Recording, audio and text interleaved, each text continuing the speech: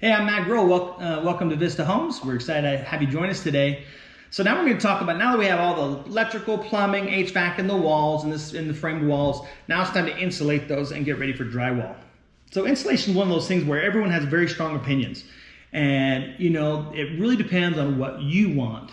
You can go really spend a lot of money and get it really awesome, or you can be more cost effective and just get what you need to pass code and be satisfactory. So it really depends on what you're looking for in a home. So the four basic options on insulating a wall of a home: you have your fiberglass bat. That's your fiberglass bat with a little paper that they staple to the walls. Our value of around 19. You can have a blown-in cellulose. Cellulose is a recycled, ground-up newspaper paper material that has a flame retardant mixed in it, and that has an R value of about 21. That has been known to what they call fall. So the insulation in the wall can fall and create air pockets. So that's one of the downsides of cellulose. We don't see it a lot, but it's definitely something that people are concerned about. Blown-in fiberglass tends to stick really well. Again, they'll blow that in. That's an R value of about 23. A great product there. That's typically what we do in most of our homes.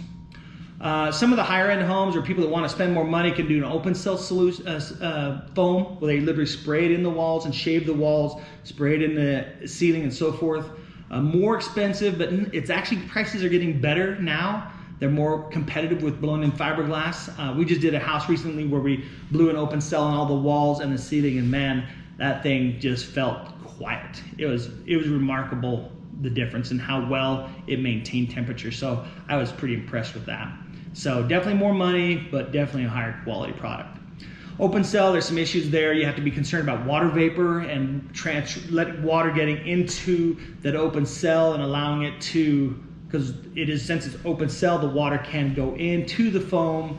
And so we typically, if we do that, we'll put a visqueen vapor barrier, or make sure the walls are sealed appropriately for that open cell foam. On the exterior of your home, now it's code to have vapor barriers, so what we call the Tyvek material, the white paper stuff.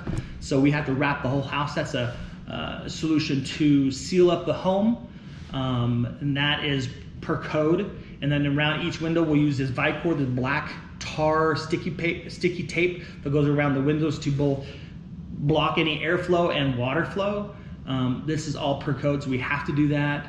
There's some cool technology out, zip sheeting, if you've seen that before. That's the green sheeting. So what they do is the sheeting they put on the walls is actually coated with a material that acts as a vapor barrier, and they have tape for all the seams, and that definitely adds to the quality or seating of a home. Obviously costs more money, but there's a lot of upgrades that you can have. You can add, they have some foam inserts, so it's actually sheeting with foam that you staple to your studs. So some cool technology out there. Definitely, if you're interested, that's something we can do for you. We've seen a lot of push from the state lately to increase the efficiency of our homes for energy dependability.